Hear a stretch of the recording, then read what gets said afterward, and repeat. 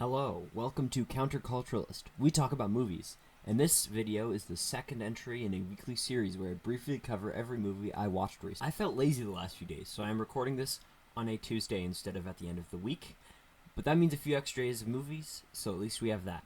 And let's just get into it. I also want to apologize for the weird space at the end of the last video. I don't know what that was. I am just learning how to use the editing software that I use, though, so... First off, we have 1987's Opera, directed by Dario Argento. This is a classic Italian horror film that tells the story of an opera singer who ends up having issues with an obsessive fan. Without spoiling too much, it gets pretty terrifying and out of hand, and it is a great time. Christina Marsalak, I don't know how to pronounce her name, does an excellent job with the lead role. The soundtrack is excellent, and the kills are wonderful. Most of you have already likely seen this, but if you haven't, I highly recommend it.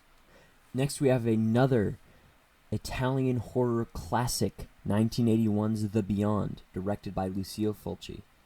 Visually, this is pretty much a perfect movie. The gore is goopy and anatomically absurd, and a lot of the scenes, including the kills, are especially beautiful. Particularly the ending. The story follows a woman who inherits a hotel that is revealed to be a gateway to hell, and from that gateway, all hell breaks loose. I do have a criticism, which is that the storytelling is hard to follow and kind of terrible.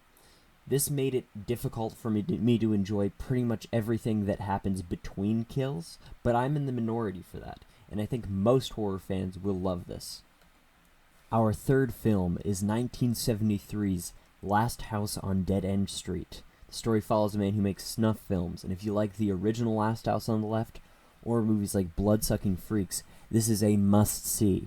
This one is directed by and stars Roger Watkins, who does an amazing job at both.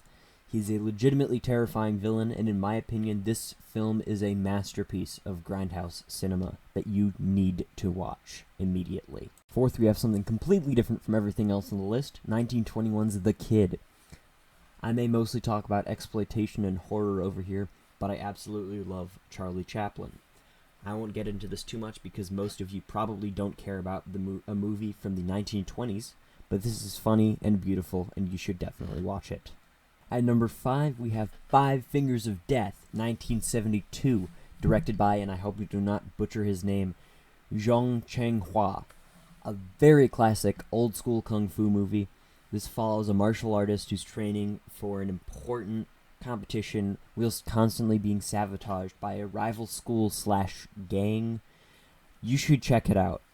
It's amazing. The stunts are great, and it's a fucking amazing movie. You should watch this. Next up, we have Kei Fujiwara's Organ, 1996. This movie is completely incoherent and mostly terrible, but if you're into Japanese body horror, you'll probably like it. The director had an acting role in Tetsuo the Iron Man. If you like that movie like I do, it might not be a terrible idea to check this out, but for the most part, it's pretty much gibberish. We're going into the more recent stuff, so I'm going to try to go a little bit faster. I watched 1981's Heavy Metal the other day, which is a decent compilation of animated sci-fi/fantasy shorts, but you've probably already seen it, so I won't get into it. Drunken Master 2 with Jackie Chan is an amazing sequel to one of my favorite movies that I just watched the other day with my mom. But I am getting bored with this video, so I won't get into it yet again. Next up, we have Faster Pussycat Kill Kill. I don't remember what fucking year this came out. I think it was 68. And I'm trying to talk as fast as I can and not writing things down like I was for the rest. But Russ Meyer was the best filmmaker of all time. That's it. Stuff that's actually interesting to talk about. Nude on the Moon was a beautiful little Doris Wishman film from 1961. It follows some dudes that go to the moon for a scientific expedition where they, as the title suggests, come across a nudist colony.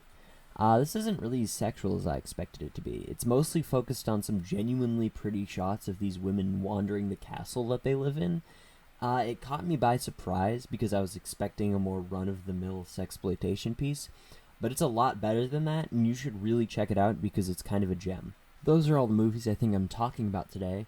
I also watched both Street Trash and Elvira's Haunted Hills last night, but I think I'll leave them to the next video. So bye.